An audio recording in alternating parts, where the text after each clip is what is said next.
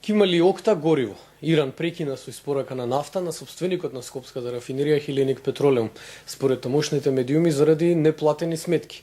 Речиси половина од суровата нафта грчката компанија ја набавува од Иран, но рафинеријата нема одговор дали на Македонија и се заканува недостиг на гориво.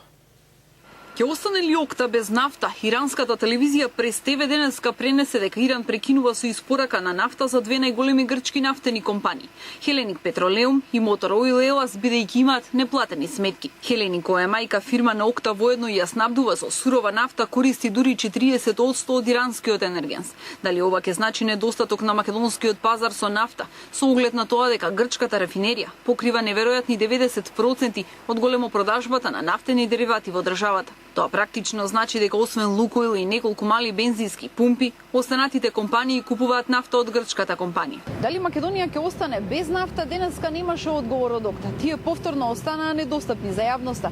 Без коментар, денеска остана и регулаторната комисија за енергетика. Освен во Македонија, Окта покрива 80% од Косово и одредени количини во Србија и Албанија. Според иранската телевизија, главни потрошувачи на иранската нафта во Западна Европа се Италија, Шпанија и Грција.